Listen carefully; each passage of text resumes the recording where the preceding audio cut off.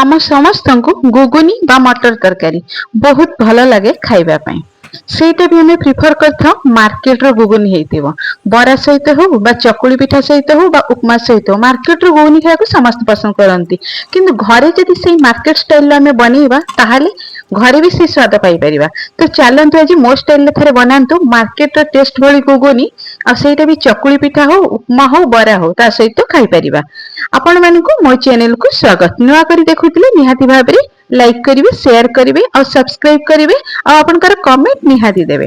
तो एठी मु गुगुनी बा मटर तकारी करिया पई 250 मटर मु राती रे भिजै देथिली। पाखापाखि 6 रु 7 घंटा राती मु भिजै देथिले सकाळु करिवा पई। आउ दीटा मीडियम साइज रो आलू को छोट छोट करी काटी देछि। गुगुनी पई एमती छोट छोट करी काटिले तो बहुत भलो लागे।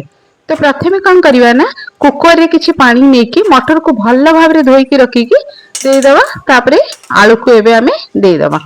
आलू और मटर को कुकर रे दे सारला परे कोन करबा ना एथिरे आमे आवश्यक अनुसार जति लूण दरकार सेति लूण एबे आमे कुकर रे दबा।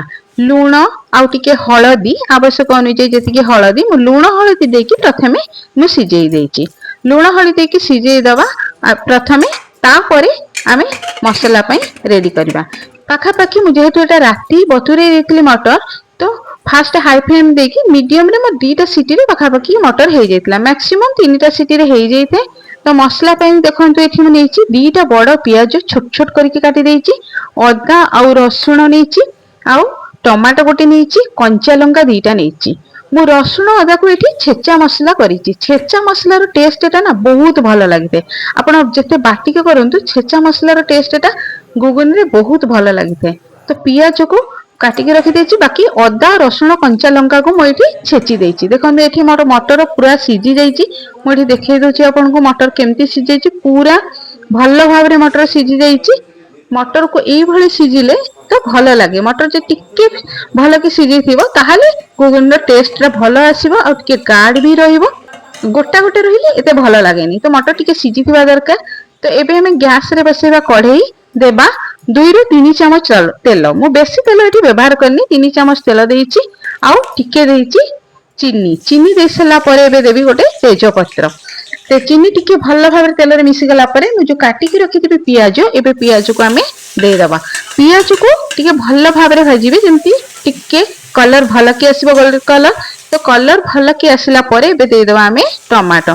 टमाटो को भलो भाबरे मिसेई दबा। तापरे आमे कोन रखिछि जो अदा और रसुण कंचा लंका एई जो छेचाडा देइछि एइटा ही बढ़िया लागे। तो एई छेसा मसलाटा एबे आमे दबा। छेसा मसला एबे दबा। तापरे मेठी गुंड मसला बेसी किछि करनी, धनिया गुंड, जीरा गुंड आउ टिक्के काश्मीर देइछि, आउ किछि देइनी।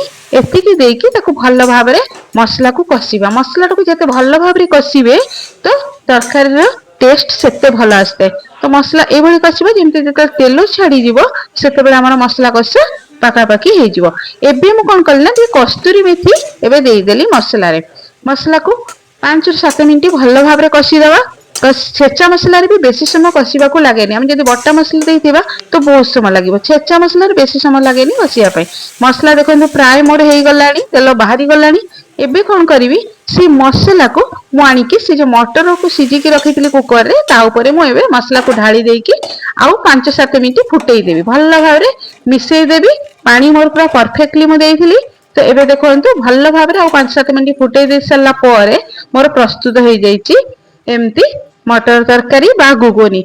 टेस्ट बहुत ही भलो लागिते। आपण जदि थारे बनेइबे घर लोक खाइ सल्ला परे कहिबे नेक्स्ट टाइम एई भली बनांतु, एमती टेस्ट बनांतु। मु इठी गरम मसला किछि गुंड देइनी, खंडे दालचीनी गुजराती को गुंड करके से जो गुंड मसलाटा लास्ट रे एमती देइची गरम मसला आकार दे। एई गुंडटा देले ना टेस्टटा बहुत भलो आसे। हम मार्केट रो गरम मसला अपेक्षा एमती जदी गुंड करके देबा बहुत भलो लागिबो। तापरे मु देइ देली टिके धनिया पत्र। एबे मोर देखंतु प्रस्तुत होई गला गुगुनी बा मटर तरकारी। टेस्ट बहुत ही भलो थिला। कलर भी देखंतु केते बढ़िया पळे आछि। एबे आपण आकु सर्व करि परिबे पिठा सहित, उपमा सहित बा बरा सहित बा इडली सहित, जोथिरे खाइले भी बहुत भलो लागि थाए। एबे देखंतु मोर तार गाढ़ टा केतिकी रखीची, एमती गाढ़ रखिले भलो लागि थाए। चकुली पिठा सहित मु एबे परसी देली गुगुनी बा मटर तरकारी। आपण मानकु मो वीडियो भलो लागिथिले लाइक करिवे, शेयर करिवे। रहिली जय जगन्नाथ।